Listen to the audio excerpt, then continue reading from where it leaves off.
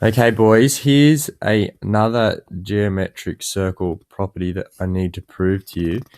I've adapted the textbook here because I just want to highlight this one example that explains what we need to do.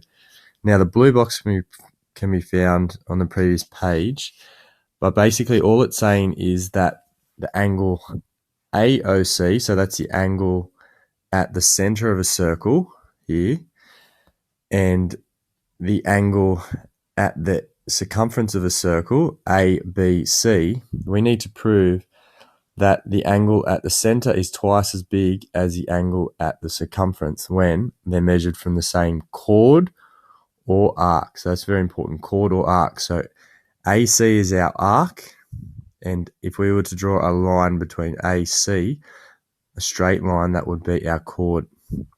So to allow this to happen, we have to start labeling some components. So what we're going to do is let angle OBA, so up here, to be alpha, okay?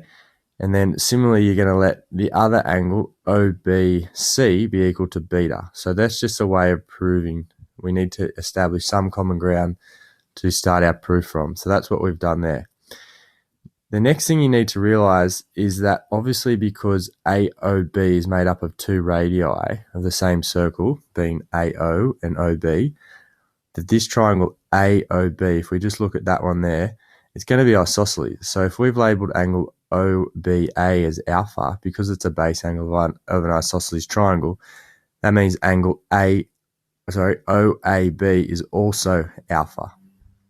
Similarly, if you look at triangle OCB down here, you will see that that can be an isosceles triangle for the same reasons. They're both radii, OC and OB, and therefore another base angle is beta. Now, if you can see where we're going, it's going to be using our exterior angle of a triangle rule. So this, let's consider DOA first. Can everyone see that this angle there is exterior to this triangle ABO?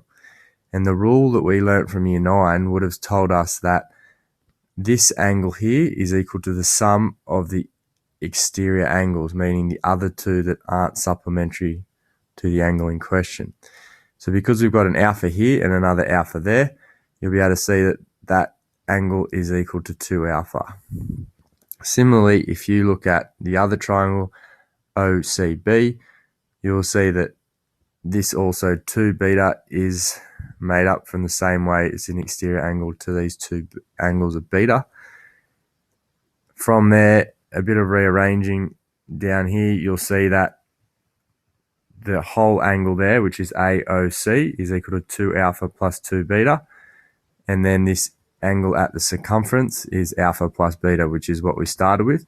So therefore, if you factorize that, you'll see that angle AOC is equal to 2 times alpha plus beta, and angle ABC, the angle at the circumference, is equal to alpha plus beta.